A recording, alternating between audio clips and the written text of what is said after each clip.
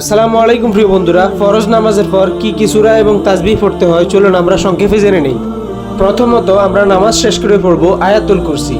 আল্লাহু লা ইলাহা ইল্লা হুয়াল হাইয়ুল কাইয়্যুম লা তাখুযুহু সিনাতুন ওয়া লা নাওম লাহু মা ফিস সামাওয়াতি ওয়া মা ফিল আরদ মান যাল্লাযী ইয়াশফা'ু ইনদাহু ইল্লা বিইজনিহি ইয়া'লামু মা বাইনা أيديهم وما خلفهم ولا يحيطون بشيء من علمه إلا بما شاء وسع كرسيه السماوات والأرض ولا يؤوده حفظهما وهو العلي العظيم।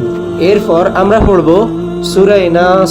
قل أعوذ برب الناس ملك الناس إله الناس من شر الوسواس الخناس الذي يوسوس في صدور الناس من الجنة والناس। এরপর আমরা পড়ব সূরা ফালাক। قل أعوذ برب الفلك من شر ما خلق ومن شر غاسق إذا وقب ومن شر النفاثات في العقد ومن شر حاسد إذا حسد।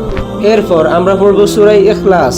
قل هو الله أحد الله الصمد لم يلد ولم يولد ولم يكن له كفوا أحد। এরপর আমরা পড়ব লা ইলাহা ইল্লাল্লাহু ওয়াহদাহু লা শারীকা লাহু লাহুল মুলকু ওয়া লাহুল হামদু ওয়া হুয়া আলা কুল্লি শাইইন কাদির। এটা চাইলে তিনবার পড়তে পারেন, একবার পড়তে পারেন। এরপর আমরা পড়ব লা ইলাহা ইল্লাল্লাহু লাহুল মুখলিসিনা লাহুদ্দিনা ওয়া লাউ কারিহাল কাফিরুন। এটা একবার পড়লেও পড়তে পারেন, তিনবার পড়লেও পড়তে পারেন। এরপর আমরা পড়ব আল্লাহুম্মা আইন্নি আলা যিকরিকা ওয়া শুকরিকা ওয়া হুসনি ইবাদাতি। এরপর আমরা 33 বার সুবহানাল্লাহ, 33 বার আলহামদুলিল্লাহ, 34 বার লা ইলাহা ইল্লাল্লাহ, আল্লাহু আকবার এই জিকিরগুলো পড়ব।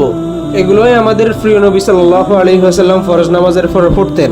তো ইনশাআল্লাহ আমরাও অবশ্যই এগুলো পড়ার চেষ্টা করব। আল্লাহ আমাদের সবাইকে সেই তৌফিক দান করুন, আমিন।